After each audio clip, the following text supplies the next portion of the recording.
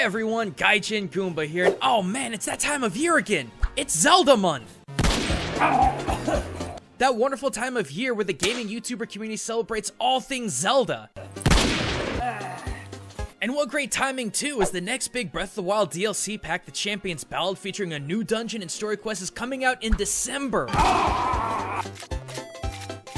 With all the Zelda hype in mind, I wanted to go back and have another look at Breath of the Wild in a cultural light, because like I said back in my first video on the game, there's like 5 different things I could talk about, and at this point in time, that number is still growing. However, there's been one group I've been dying to talk about that debuted in Breath of the Wild, the Yiga clan. Because while the Sheikah may have subtly borrowed designs and architecture from Japan's Jomon period, as I mentioned in that previous video, the Yiga beat you over the head with ninja culture so hard, you're gonna be coughing up Naruto memes. And surely that revelation is actually pretty simple, right? I mean, in just fighting them, you can see their shinobi influences. They do hand mudras to teleport, they disguise themselves as travelers only to attack you when your guard is down, strike at you from the shadows, and they're agile as heck. Just get over here. Ugh. But there are also more real and hard influences that have been pulled from the past that connect the Yiga to actual ninja culture and history. Granted, real history of the ninja is nightmarishly esoteric at best, but there's still a lot to take in when it comes to the Yiga clan in Breath of the Wild. Like their primary weapon, the vicious sickle for example.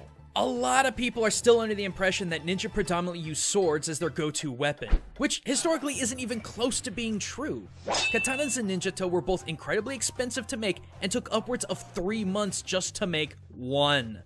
Ninja clans also lived in isolated self-governing communities mostly as farmers, so they didn't exactly have a lot of money to mass-produce swords. Finally, the average katana was over 3 pounds in weight and over 2 feet long. Not exactly the easiest thing to carry around while climbing on the ceiling. Thus, the various ninja clans had to utilize what they had as farmers as weapons, and a particular farming tool, the kama, became one of the most iconic weapons of the ninja's arsenal. Highly adaptable with modifications like weights and chains, able to disarm and dispatch their sword-wielding enemies in a flash. Thus, I find it really interesting that the Yiga primarily wield a sickle rather than any kind of sword. I mean, yeah, the Yiga brutes carry around a sword that would give the Tessaiga a run for its money, but you don't encounter them all that often. Instead, you usually end up getting ambushed by the more scrawny boys, which is yet another thing that really link the Yiga to real-life ninja. Unlike how most of popular media sees shinobi in their black masks and jumpers, actual ninjas spend most of their time hiding in plain sight, dressed as farmers, travelers, monks, even ladies of the evening, all acting as agents for recon and occasionally assassinations. The Yiga, in turn, act in similar fashion. Link encounters them in all corners of Hyrule dressed as travelers and common folk, completely unaware of their true identities until they make their attack. In Breath of the Wild, unless you've memorized their spawn points, it's almost impossible to determine who's a commoner and who's a Yiga agent in disguise, hiding in plain sight as they track down Link to ambush him. The Yiga could be anyone, man or woman, traveler or merchant, or even Iwata? Wait, it all makes sense now!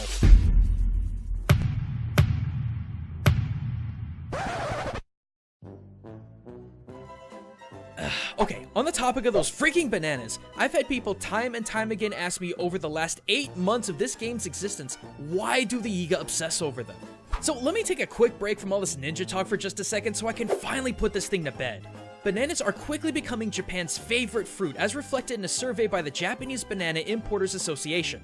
Yes, that is actually a real thing. In it, 65% of the general public said they regularly ate them. And in fact, according to the JBIA, I still can't believe that's a thing, bananas make up 60% of Japan's fruit imports. And all this information was taken as late as 2014. So maybe it's just a coincidence, but it wouldn't surprise me if Japan's growing love of bananas didn't make its way into Breath of the Wild. Alright, we cool? Alright, back to it then. So we've covered the Yiga clan's weapons, techniques, and bananas. But honestly, all of that is small potatoes when it comes to the one thing that really makes the Yiga stand out as authentic ninjas in gaming. Their hideout.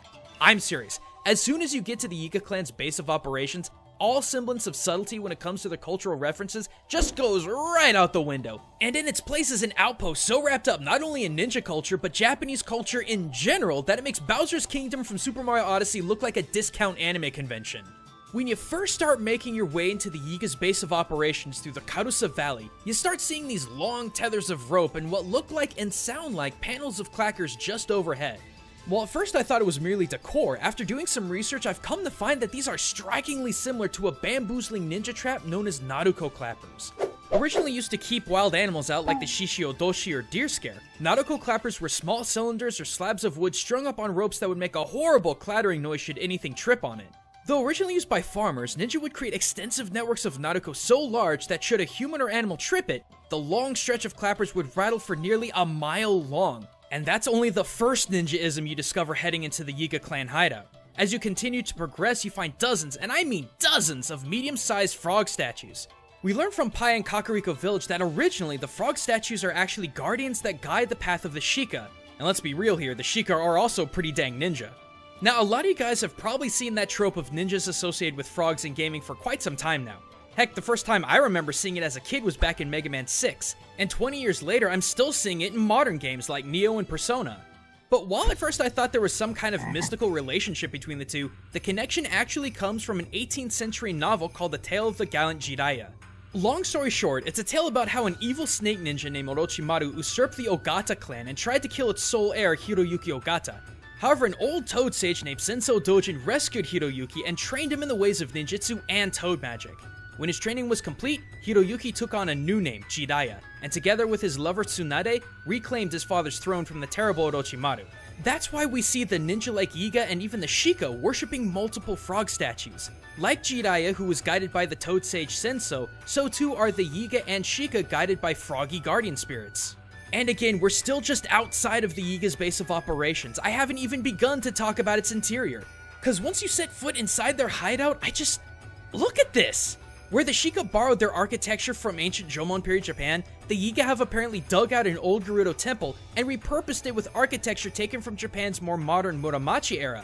It's completely unmistakable. But if you think the first couple of rooms is overkill, check out what I can only describe as the Matsuri room. And I say that because it's built exactly the same way as a traditional Japanese festival. There's taiko drums scattered all across the room, which are typically played for big-time festivals like Obon. There's lanterns strung all over the room and a big one in the middle, again, very similar to the festival of Obon. And lastly, and I seriously have no idea why the Yiga have this, literally everywhere in the room are yatai-style food stalls. These are typically where businesses set up shop cooking all manner of street food and sweets at festivals. What? Once I got over that shock of confusion, I saw that there was a wall you could hit with Link's Magnesis room, only to discover another real-world ninja trick known as the Donden Gaishi door. Now, I'm sure you've seen these before.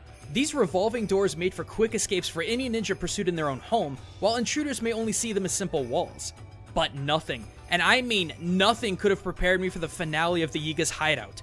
Their leader, Koga. See, up to this point, I had a weird sneaking suspicion that Nintendo were modeling the Yiga clan after the Iga clan, one of the most historically famous ninja clans to ever come out of Japan. And I mean, come on, they sounded so similar. Yiga? Iga? But after seeing this thick boy, it all came together, culminating into one of the greatest video game ninja references I've ever seen. Here's why. Back in the 1500s, an ambitious daimyo by the name of Oda Nobunaga had been unleashing a countrywide campaign to unify Japan. Though he was successful in his mission, he was ruthless, cunning, and would do anything to assure victory, even slaughtering innocent civilians. So heartless were his tactics that he called himself the Demon King of the Sixth Heaven, basically, Buddhist Satan. Now, put a pin on that name, because we're going to be coming back to it later. In his campaign, Nobunaga sent his son, Oda Nobuo, to conquer the southern provinces of Iga and Koga in order to bring the independent ninja clans under his heel. However, underestimating their own cunning, Nobuo was crushed by the Iga-ryu clan ninja. 12,000 of Nobuo's men were annihilated by only 4,000 Iga warriors. Needless to say, this not only enraged Nobuo, but also his father Nobunaga, who dropped everything and began a personal campaign against the Iga known as the Tensho War. Swift and merciless was Nobunaga's retribution, leading 40,000 warriors in a slaughter against the Iga. But he and his forces weren't alone. Nobunaga learned from his son's failure and integrated a large number of his own hired ninja from the neighboring province of Koga, who were strong rivals to the Iga. Together, Nobunaga's men and the Koga clan destroyed the Iga. Not just their men, but women and children as well. The Iga clan was scattered across the country, but eventually established themselves near Mikawa, becoming vassals to another one of Japan's great leaders, Ieyasu Tokugawa. However, the age of Iga's independence was over. Now doesn't this all sound just a little too familiar? We have Ganon, the self-proclaimed Demon King of Hyrule, who after a humiliating defeat at the hands of the Sheikah, integrated their rival clan, the Yiga, led by a guy named Koga, into his army in order to take over Hyrule. And then, we have Nobunaga, the self-proclaimed Demon King of the Sixth Heaven, who after a humiliating defeat at the hands of the Iga, integrated their rival clan, the Koga, into his army in order to take over Japan. This is literally the most one-to-one connection I've ever seen when it comes to ninja culture and games. And if you think this is just some kind of crazy coincidence, I have another full video talking about the historical connections the Sheikah have with the aforementioned Iga clan. It's part of a new series I have on my channel called Which Ninja that looks into media's most popular shinobi to see which are good and which are bad. Check it out if you want to see even more evidence linking the shinobi of Hyrule to their real-world counterparts. Otherwise, check out those annotations and links in the description for even more game theories presented by myself, Austin of the Science of series, and of course our best boy MatPat with game theory. But until next time everyone, this is Gaijin Goomba, signing out.